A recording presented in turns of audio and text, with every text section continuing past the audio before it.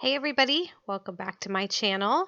Let's talk ingredients. So I've got some garlic, cilantro, a can of whole tomatoes, some canola oil, some spices. You're going to cumin, salt, pepper, onion, 10 jalapenos, 2 limes, some kitchen utensils, and a baking sheet. You're going to want to preheat your oven to 350. Go ahead and start putting your jalapenos on your baking sheet. There's really no rhyme or reason to this, just pop them on there. Here's the food processor I'll be using. You can also use a blender, whatever you have. And then I'm going to go ahead and start peeling my garlic. You're going to want, this is going to be personal preference, but I think I used about 7 cloves of garlic here. So anywhere between probably 3 to 10 is good. So here's my tray. I've got my jalapenos, my garlic, and I'm going to pop those in the oven at 350 for about 20 minutes. Don't mind my biscuits. That was another meal prep I was doing. All right. And we're going to speed up magically in time. Our jalapenos are ready. When they are kind of wilty and steamed and soft like that, a little bit charred, they're ready. I chopped up some cilantro and some limes just in preparation, and we're going to start our red sauce. So put your whole can of tomatoes, not drained, juice and all, into your food processor or blender. And honestly, this is the first time I got this food processor. You saw it new in the box. So I've been using a blender before that. Here's my cilantro. I did about a fat handful and about 5 cloves of garlic, 4 or 5 cloves of garlic in there. And I'm just using my citrus juicer and squeezing a whole lime into the food processor as well.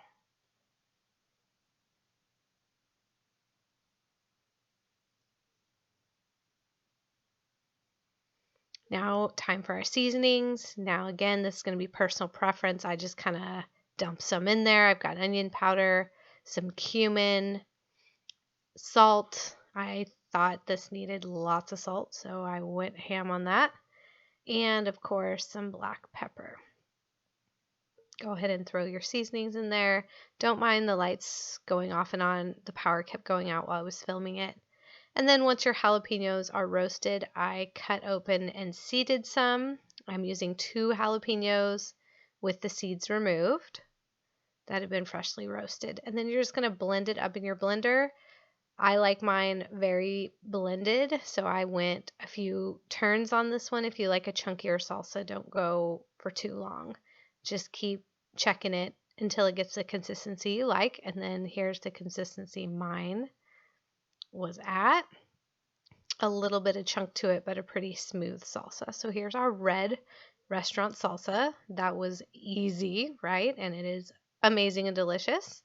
Now we're going to do our green sauce. So I just threw in 3 cloves of the roasted garlic, a small handful of cilantro, and the juice of 1 lime.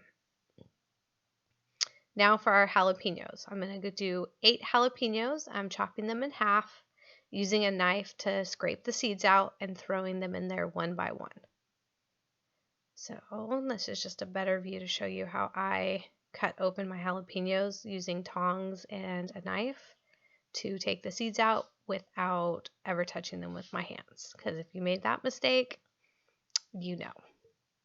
And the power went off and on again, so just ignore that.